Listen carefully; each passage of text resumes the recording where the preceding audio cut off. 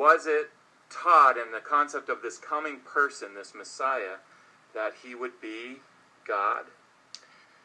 Isaiah 9:6 is a very interesting passage. It's the most explicit passage, I would say, in the Old Testament, which speaks of a coming figure, a Messiah, you might say, who is God. And the titles of that figure, of that person, are very significant.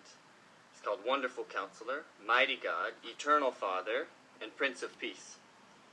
The title Mighty God is used in other parts of the Old Testament, in Deuteronomy, in Isaiah, just one chapter later, to refer directly to God. In Isaiah chapter 10, verse 21. It says that the remnant will return to Mighty God. And there's no question there that that title is a reference to deity, to God. So it's a very significant passage because those titles seem to indicate that that person will be himself God. Did Jesus claim to be God?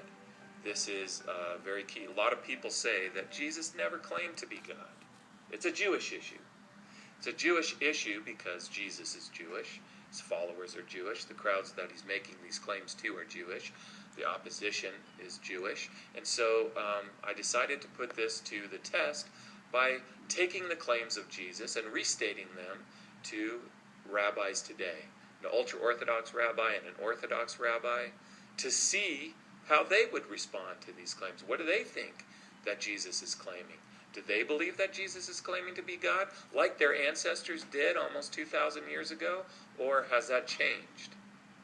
Well, we appreciate it, Rabbi Locks. I'll be good for it if you like. How can I help you? Well, we're looking for an honest response to the teachings of Jesus. An honest response.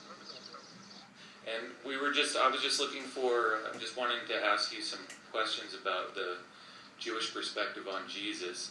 In Matthew 9:2, Jesus tells a man, "Your sins are forgiven," for which Jesus is accused of blasphemy. He spoke to somebody and said that his sins were forgiven. And why would this be a problem within Judaism? Sins being forgiven is something that God does. And he said to the man, "Your sins are forgiven," and that was called blasphemy. Why? Well, because a man can't forgive another man's sins. God has to forgive the person's sins. If Jesus is saying something like that, it's based on the assumption that he has a line of communication, or he himself is forgiving, like I am God or the Son, and I'm forgiving. That would again be theologically, monumentally problematic for Jews. In Exodus 3:13, Moses asked God his name. God answered, "I am." And then in John 8:58, Jesus said, "Before Abraham was born, I am."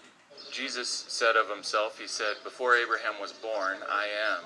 Why did people pick up stones to stone him when he said that? When Moses asked, "Who is sending me?" God said, "I am." My name is I am. God is the I am. And the people picked up stones to stone him. Why is that? Well, the implications would be that I am, meaning claims to be I am, for instance in John chapter 8, it's a very clear reference to him being God. He's using the phrase which is used in the Old Testament to identify himself as God. So it's very, very clear that Jesus is claiming to be God over and over and over again. He is claiming to be the fulfillment of Isaiah 9:6, the child that's born unto us, who will be called Mighty God, Eternal Father. He is God, the Messiah. If he's going to take away the sins of the world, he's got to be God. He can't be guilty of sin himself, and all men are guilty of sin. No one is good but God alone. So if he's going to be the perfect sacrifice, he has to be perfect. And the only way that he can be sinless and perfect and good and righteous is if he's God. And so, as God, he can then say, as he does claim, something greater than the temple is here. In Matthew 12:6, Jesus said of himself, "One greater than the temple is here." But obviously, from a Jewish perspective, no human being replaces the temple. The implications of what he's saying in that statement is like that I am in some way some sort of sacrifice that acts in place of the temple would be theologically hugely problematic for Judaism, no matter how you look at it. Whether he's saying, I am God, I am what, anything like that. There's no idea in Judaism that there's a human being who's replacement for the temple. But Isaiah was a Jewish prophet. He claims to be greater than the temple. This is an incredible claim because the temple is the center of Judaism. It's the tool of atonement. This is how the people draw near to God. This is how their sin is removed that separates them from God.